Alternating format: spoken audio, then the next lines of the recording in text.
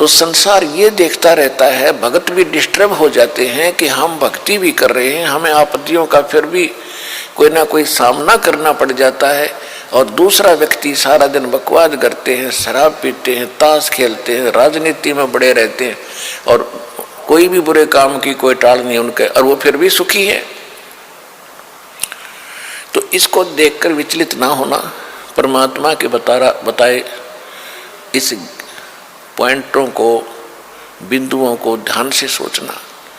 कहते वो पिछले जन्म के पुण्यकर्मी प्राणी हैं, और जब तक उनके पुण्य चलेंगे वो कितने को वध करो उनको कोई हानि होने वाली नहीं है। और जब उनके पुण्य समाप्त होंगे फिर पाप कर्मों का दौर शुरू होगा, फिर देखना उनके घर में के कैर टूटेंगे। और आप के ऊपर भक्ति करते करते भी दिक्कत आ रही है, तो अगर भक्ति ना करते तो आपका तो सर्वनाश हो जाना था। विचार कीजिए, जैसे आप जी ने सर्दी के मौसम में कंबल ले रखा है या स्वेटर पहन रखी है और सर्दी फिर भी लग रही है, तो ये ना सोचना कि आप उस स्वेटर ने आपका बचाव नहीं कर रखा। अब जैसे यहाँ भक्त कई कहते हैं जी हमने पाठ भी करवा लिया, जोत भी बोल दी, चौथी हाजरी भी लग गई, अभी तक हमें कोई विशेष लाभ नहीं हो पा रहा। ये तो हो ही नहीं सकता कि जब आप इतना कर्म कर रहे हो भक्ति का तो कोई लाभ ना हो। ये तो आपकी अनजान सोच है, बालक बुद्धि है। अब जैसे सर्दी का मौसम है, किसी ने स्वेटर पहन ली और फिर भी उसको सर्दी लग रही है, तो ये ना सोचना कि स्वेटर ने अपना काम ना कर रखा। स्वेटर अपना काम कर रही है, लेकिन सर्दी अधिक है तो उसके लिए जर्सी और पहन ले ऊपर के, और उसके बाद भी सर्दी महसूस हो रही है तो कंबल ओढ़ ले।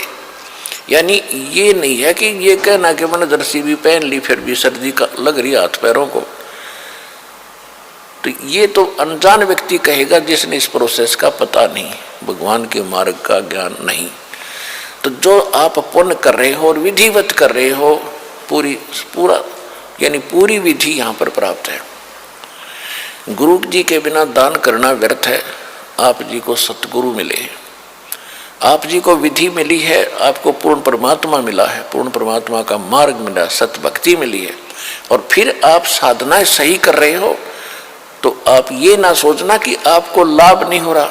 आपके पाप कर्मों की सर्दी घनी है, और ये करते करते भी कहीं ना कहीं से थोड़ी बहुत ठंड महसूस हो रही है। यदि ये ना कर रहे होते तो नमूनिया होकर मर जाते, ये समझ लेना।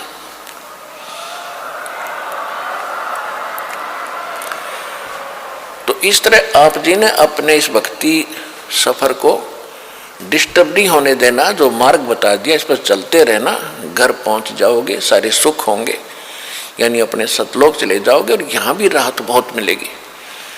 तो इसी प्रकार जो ऐसा कहते हैं वो बालक है,